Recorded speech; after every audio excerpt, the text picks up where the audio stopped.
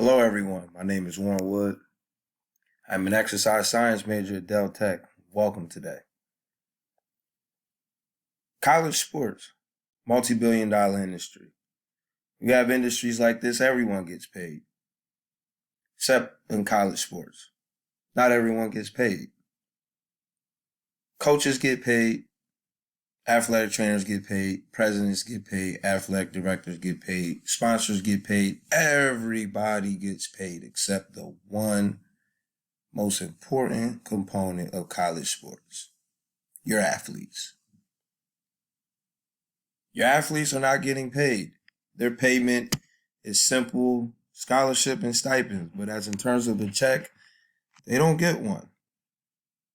For a long time, this has been a problem where people have deemed college athletes to be indentured servants, free labor for a multi-billion-dollar industry.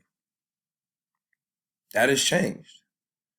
In 2021, on July 1st, the NIL law was passed, the name, image, and likeness law, which now allows college athletes to now make monetary gain based off of their name, image, and likeness. One bill, one law has changed the entire platform, the entire perspective, and the entire landscape of college sports as a whole, for now and for the future. So what are these changes? And how will college sports change?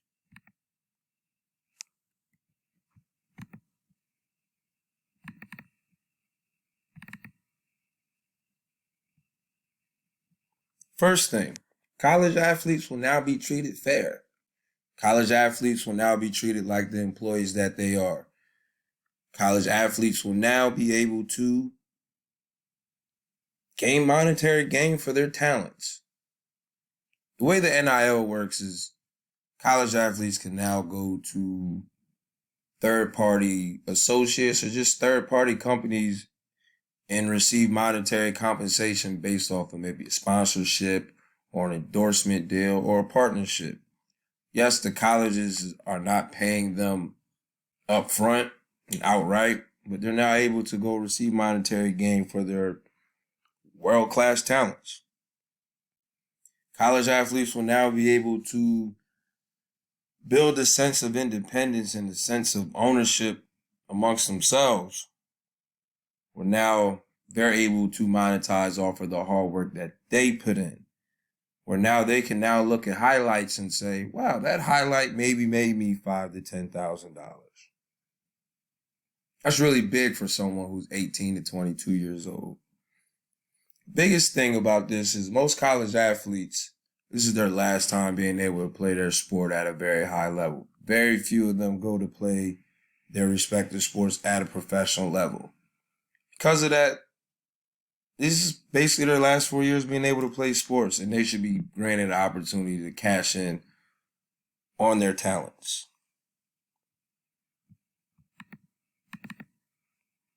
Second thing, the gender gap will now be closed. Because of that, all college sports will now be more popular and more entertaining for the fans to watch. This is very big in women's sports, as in social media has become a monetary cash cow for anyone to take advantage of. You could take, for example, Paige Buchers, who plays basketball, women's basketball at UConn. She just signed a deal with Gatorade. Part of that comes from her social media following, where she already has a fan base. Now she's able to use her fan base and be paid for that. That's important. Also, other sports is gymnastics, softball, other sports that aren't as popular like soccer, maybe baseball.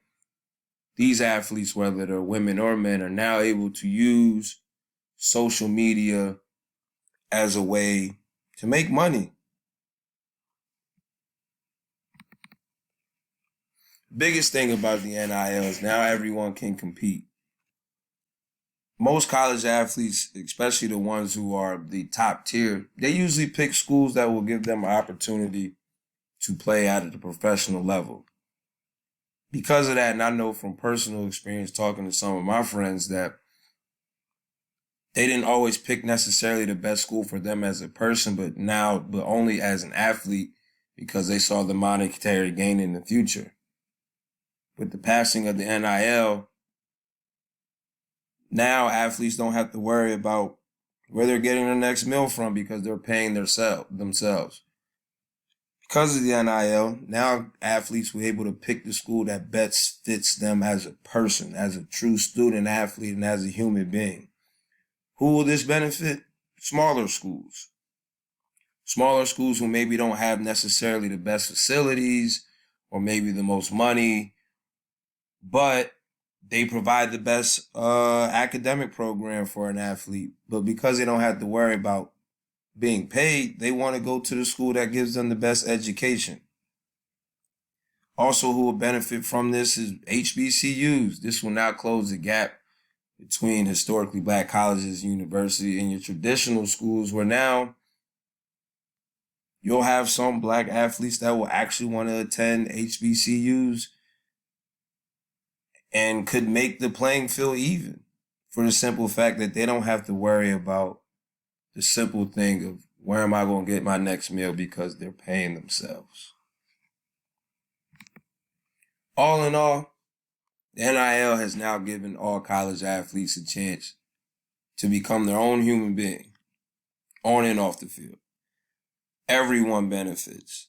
The athletes benefit. Women benefit. Smaller schools benefit. And to be honest with you, the NCAA benefits.